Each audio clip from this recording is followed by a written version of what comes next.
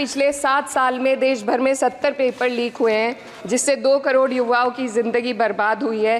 NEET, net और अन्य ऐसे पेपर लीक से हमारे देश की परीक्षा कराने वाली संस्थानों की छवि पर गहरा धब्बा लगा है और जिसके कारण देश के युवा का इस सरकार के निष्पक्ष परीक्षा कराने की क्षमता से भरोसा उठ चुका है।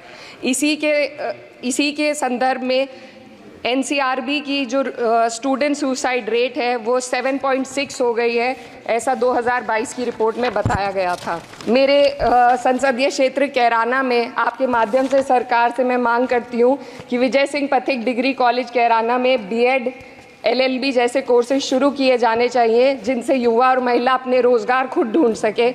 जनपद शामली के कैराना और ऊन में और सहारनपुर के नकुड़ में गर्ल्स डिग्री कॉलेज और गर्ल्स हॉस्टल खोले जाएं। जनपद शामली में नया केंद्रीय विद्यालय व जवाहर नवोदय विद्यालय खोलने जाने की मांग करती हूँ और माँ शाकंभरी देवी विश्वविद्यालय सहारनपुर को अपना कैंपस और विभिन्न प्रोफेशनल कोर्सेज चलाने के लिए विशेष धनराशि प्रधानमंत्री उच्चतर शिक्षा अभियान के अंतर्गत दिए जाने की मांग करती हूँ। उत्तर प्रदेश राज्य में शिक्षा मित्रों का संयोजन अध्यापकों के पद पर किया जाए ताकि प्राइमरी एवं जूनियर हाई स्कूलों में शिक्षकों की कमी को दूर किया जा सके। धन्यवाद। I rise to speak on the demand for grants of the Ministry of Education. And while the Union Ministry of Education recently celebrated the 4th anniversary of NEP 2020 with the week-long Shiksha Saptah, this grandstanding does nothing to address the stark reality. And as a member who have very recently been a student too, I would like to shed some light on the facets that are not as rosy as the government might think. Despite NEP 2020's clear directive and the Kothari Commission's long-standing recommendation for 6% of GDP in education, the Ministry of Education's allocation is less than half of what has been recommended.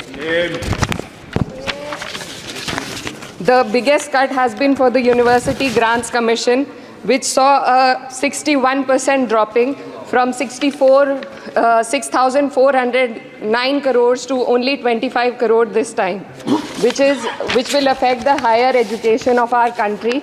And in 2020, India's average learning adjusted years of schooling was 7.1 years, lagging behind countries like Mexico, Kenya, Sri Lanka, Iran, UAE, and even Palestine. The foundational skills are alarmingly weak among 14 to 18-year-olds. About 25% of those surveyed couldn't read a standard 2-level text in their regional language, and only 43% could solve a simple division problem. Shockingly, nearly 43% of undergraduate students also struggled with basic division.